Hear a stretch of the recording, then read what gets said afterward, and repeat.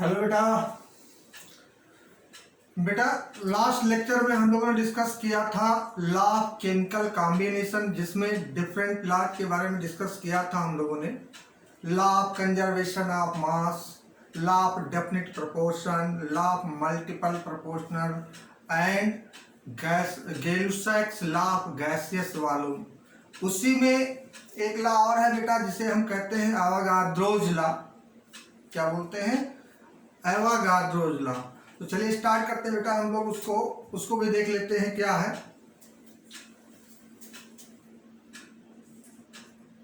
Avogadro's law.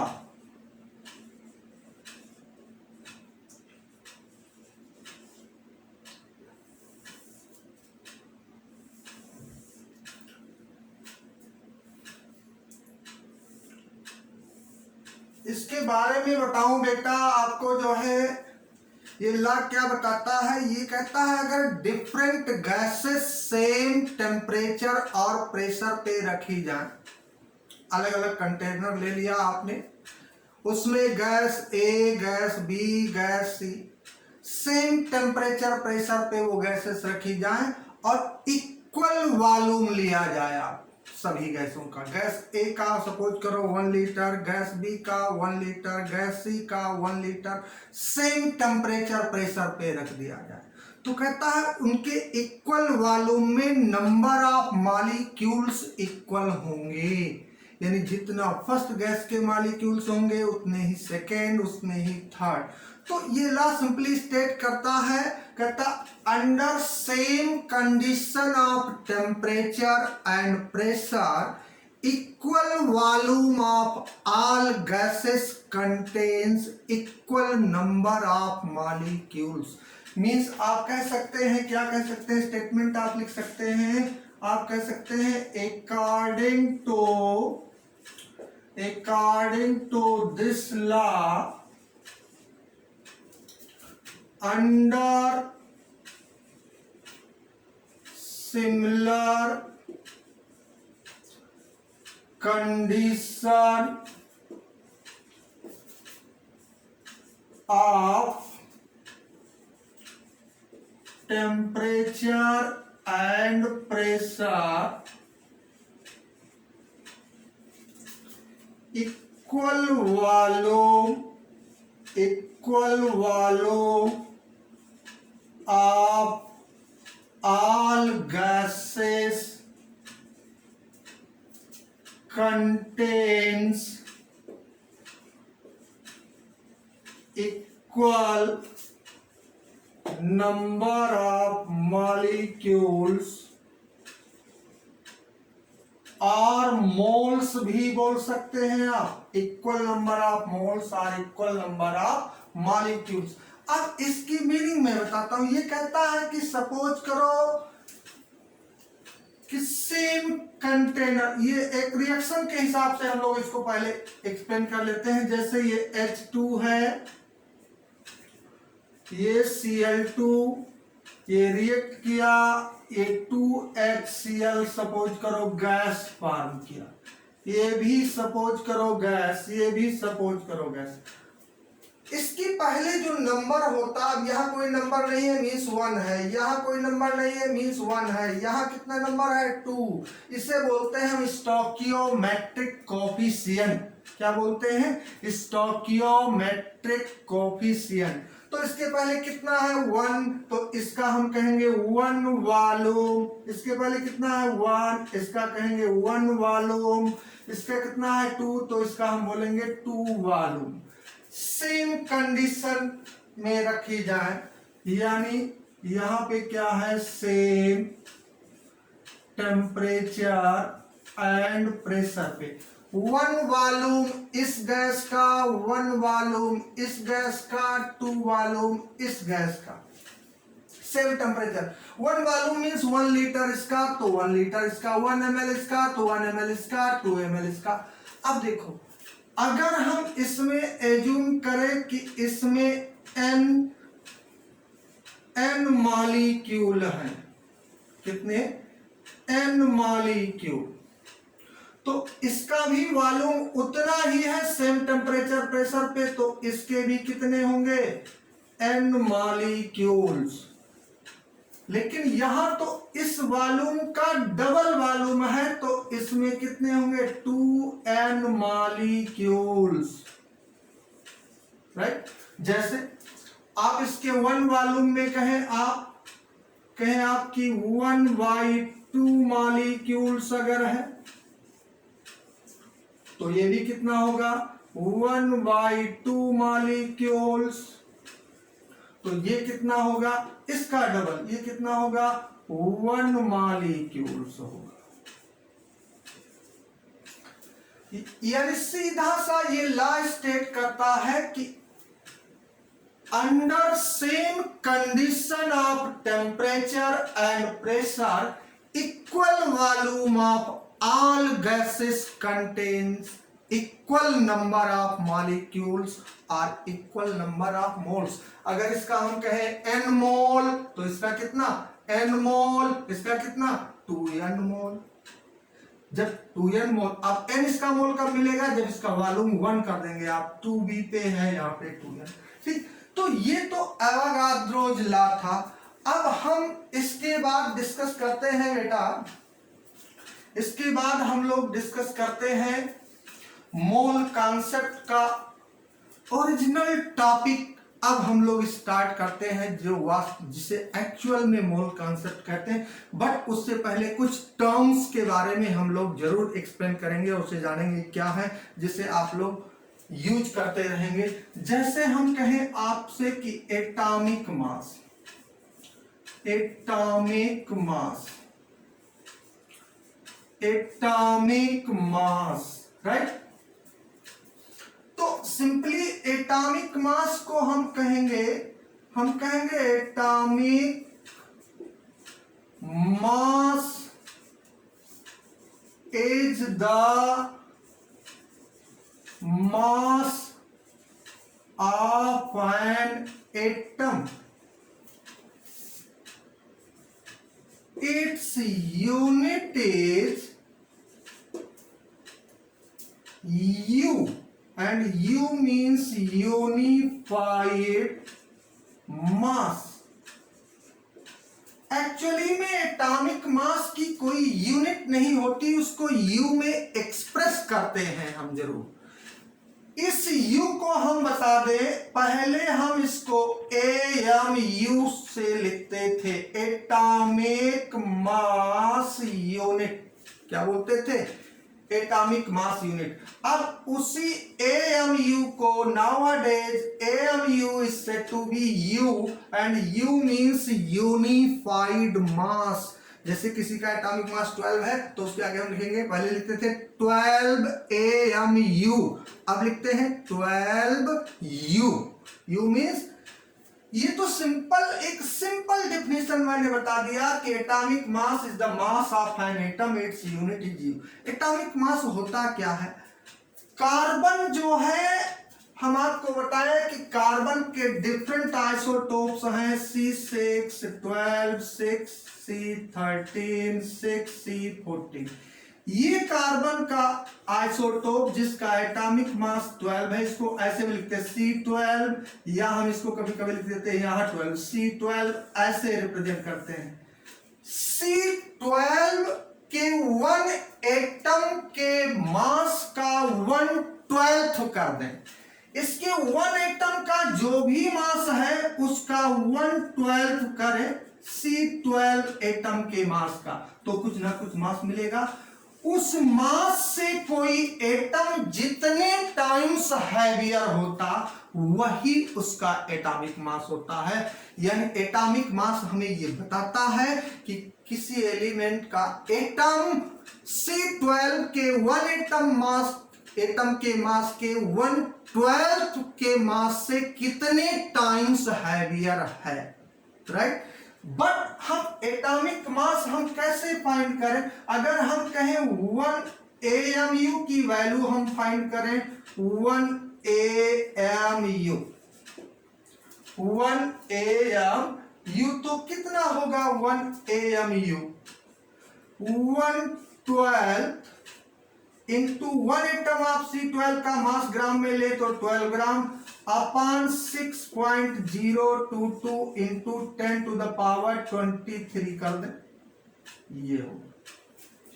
अब इसको solve कर दे अगर तो हम आ जाएगा 1 AMU is equal to 1.66056 into 10 to the power -24 gram. ये ग्राम में हुआ, AMU मीन्स U। 1 AMU को जब ग्राम में आपको कन्वर्ट करना हो, यूनिट कन्वर्जन करें तो 1 AMU में इतनी ग्राम होंगे। 1 AMU इज इक्वल टू, ये 1 एटम कार्बन का मास हुआ और 1/12 निकाला, उसी को हम कहते हैं 1 AMU, राइट। तो ये तो एटॉमिक, लेकिन जितने भी एटॉमिक मास हैं उनको हम कहेंगे दे आर रिलेटिव मासेस। क्यों? क्योंकि जितने भी एटॉमिक मास लिए गए हैं वो सब C12 के मास से कंपेयर करके फाइंड किए गए हैं। यानी एटॉमिक मास स्केल पर C12 के मास को स्टैंडर्ड कंसीडर किया गया है। याद रखिएगा, C12 को एटॉमिक मास स्केल पे स्टैंडर्ड कंसीडर किया गया है to find out, to determine atomic masses of other element. ये तो एटॉमिक मास की बात हुई, ठीक है। एटॉमिक मास किसमें एक्सप्रेस करते हैं? AMU में, जिसे अब क्या बोलते हैं? U बोलते हैं। 1 AMU is equal to 1.66 into 10 to the power -24 gram. अब इसके बाद हम लोग मॉलिक्यूलर मास और मोलर मास को देखते हैं, ठीक है।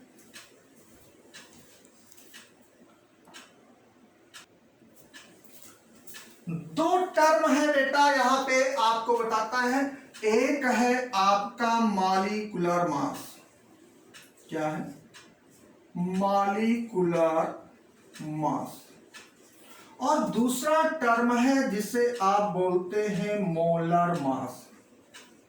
बहुत ही माइन्यूट डिफरेंस है दोनों में, हम बताएं। मॉलिक्यूलर मास और मोलर मास, इसको हम कैसे बता सकते हैं? मॉलिक्यूलर मास को हम कह सकते हैं क्या कि total sum of atomic masses of all atoms of element present in a molecule called molecular mass। ये इसकी डेफिनेशन। 1 मॉलिक्यूल में किसी एलिमेंट्स के जितने एटम्स हैं उनके एटॉमिक मास का टोटल सम उसका मॉलिक्यूलर मास है, जिसे MM भी कह सकते हैं आप। जैसे एक सिंपल एग्जांपल मैं बताता हूं। जैसे देखिए यहां पे हम कहें H2SO4। अब इसका अगर हमें मॉलिक्यूलर मास चाहिए तो कितने हाइड्रोजन एटम है? 2। तो हम लिखेंगे 2 इंटू H, आगे प्लस करोगे। सल्फर कितना है? 1, तो हम लिखेंगे 1s। ऑक्सीजन कितने? 4, तो लिखेंगे 4 इंटू O। अब यहां जो भी एटम्स हैं उनके एटॉमिक मास प्लेस करेंगे। 2 इंटू हाइड्रोजन का atomic mass 1, sulphur 32 plus 4 into oxygen 60। ये जो एटॉमिक मास लिख रहे हैं ये U में है। 1U, 32U, 16U। तो ये कितना हो गया? 2 प्लस 32 प्लस 64 कितना हो गया? ये हो गया 98U। ये इस H2SO4 का आ गया मॉलिक्यूलर मास 98U। क्या आ गया? 98। अब हम मोलर मास की बात करते हैं। किसकी बात करते हैं? Molar mass. जैसे सपोज करो, इसको हम कैसे डिफाइन करेंगे? mass of 1 mole of substance in gram called molar mass of substance.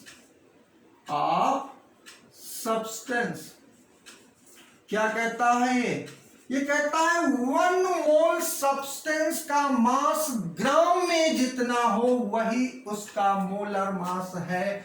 जैसे कि हम कहें H2O, तो इसका अगर हम मोलर मास फाइंड करें, हम फाइंड उसी तरीके से करेंगे जैसे मॉलिक्यूलर मास, तो हम लिखेंगे 2 × H + O। हाइड्रोजन का एटॉमिक मास 1, ऑक्सीजन 16, 2 + 16 कितना आया 18। अब इसका मॉलिक्यूलर मास हम फाइंड करते तो यहां लिखते हैं 18U। क्या फाइंड किया हमने मोलर मास, तो हम लिखेंगे ग्राम पर मोल, और पर मोल मींस मोल इनवर्स, ग्राम पर मोल में एक्सप्रेस करेंगे, यानी 1 मोल का ग्राम में मास होता। एक बात यहां पे हम बता दें, नोट में आपको बता देते हैं, हम कहेंगे कि numerical value of molar mass is equal to molecular mass in ग्राम। यानी मॉलिक्यूलर मास को ही अगर ग्राम में ले ले तो उसकी न्यूमेरिकल वैल्यू इक्वल होगी। इसका हम कहेंगे मोलर मास, तो हम कहेंगे 98 ग्राम पर मोल। हम कहेंगे मॉलिक्यूलर मास, तो हम लिखेंगे 98U। यानी दोनों की वैल्यू सेम होती है, बट बहुत माइन्यूट डिफरेंस है दोनों के डेफिनेशन में।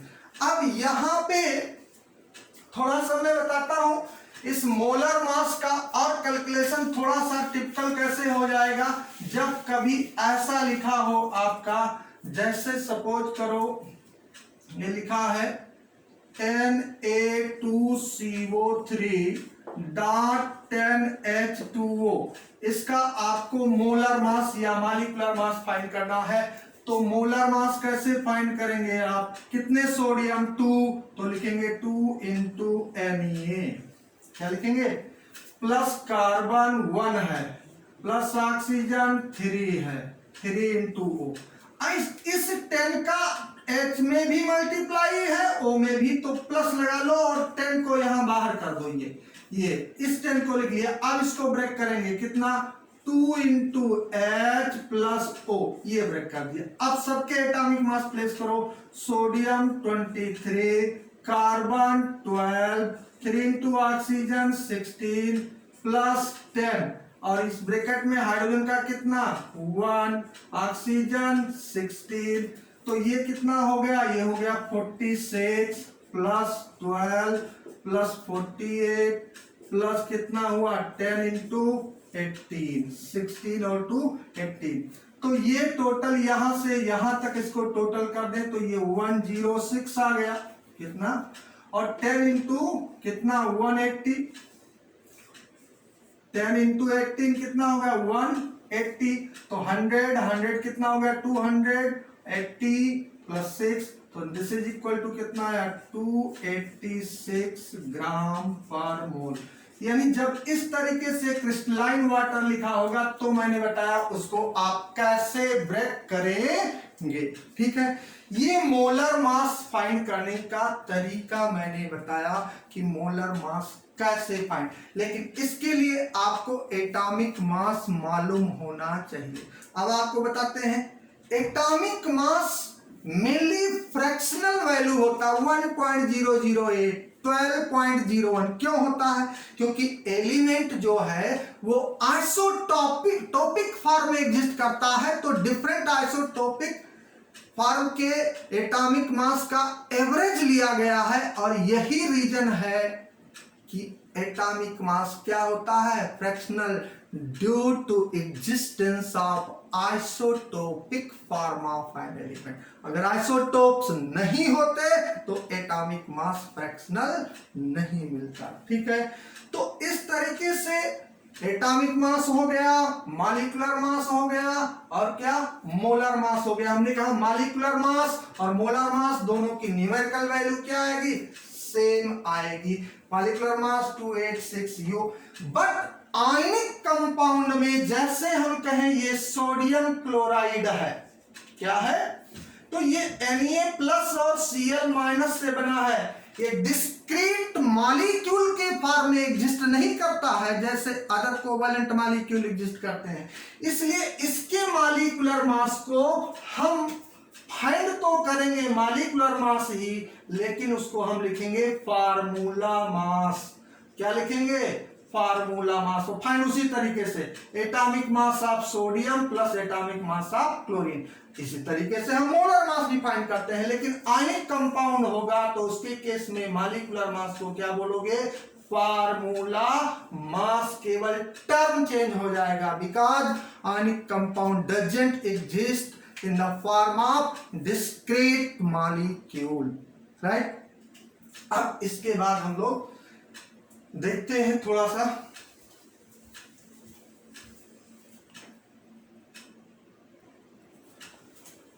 इसके साथ एक टर्म और बताते हैं बेटा आप लोगों को, वो है आपका एवरेज एटॉमिक मास। एवरेज एटॉमिक मास, राइट। कब यूज करते हैं, तो हम कहेंगे when element exist in isotopic form, then average atomic mass is used। Average atomic mass is used जब एलिमेंट के आइसोटोपिक फॉर्म एग्जिस्ट करते हो। जैसे सपोज करो कोई एलिमेंट है यहां पे, दिस वन एलिमेंट E, इसके आइसोटोप्स हैं, isotopes, 2 isotopes A and isotopes B। अब दो चीज, इस आइसोटोप्स का percentage abundance, this is equal to P1, और इसका percentage relative abundance, this is equal to P2। इसका आइसोटोपिक मास, आइसोटोपिक मास इसे M1, और इसके आइसोटोपिक मास, आइसोटोपिक मास को हम M2 से डिनोट किया। ये कंसीडर कर लिया हमने किसी एलिमेंट के दो आइसोटोप्स हैं जिसका percentage abundance P1 P2 and their isotopic molar mass M1 M2 है।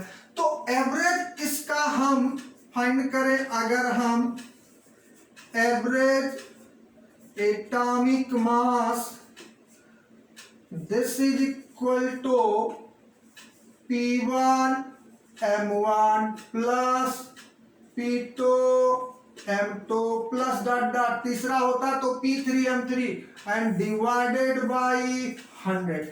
इस फार्मूले को आपको याद रखना है बेटा। इस पे एनसीईआरटी में 2-3 न्यूमेरिकल दिए हैं जिसमें डिफरेंट आइसोटोपिक्स के रिलेटिव परसेंटेज अबंडेंस गिवन होते हैं और उनके मोलर मास गिवन होते हैं आइसोटोपिक। तो कहता है उसका एवरेज एटॉमिक मास फाइंड करो, then we use P1 M1 plus P2 M2 plus P3 M3 divided by 100। P1 P2 क्या है, रिलेटिव परसेंटेज अबंडेंस, यानी कितने परसेंट ये है नेचर में, कितने परसेंट ये, और M1 M2 क्या है, ये है उनके आइसोटोपिक मोलर मास। तो इसका जब हम यूज करेंगे तो उनका क्या आ जाएगा, एवरेज एटॉमिक मास आ जाएगा। तो कार्बन का जो 12.01 एटॉमिक मास है वो एवरेज है, ऑक्सीजन का जो है वो एवरेज है, बट 12.01 हम कैलकुलेशन में यूज नहीं करेंगे। 12 हाइड्रोजन का कितना होता है एग्जैक्ट 1.008, कितना यूज करोगे 1 यूज करोगे, ठीक है। ये तो एटॉमिक मास हो गया, मॉलिक्यूलर मास हो गया, मोलर मास हो गया, ठीक है। अब इसके बाद हम लोग नेक्स्ट लेक्चर पे आते हैं, फिर देखते हैं क्या।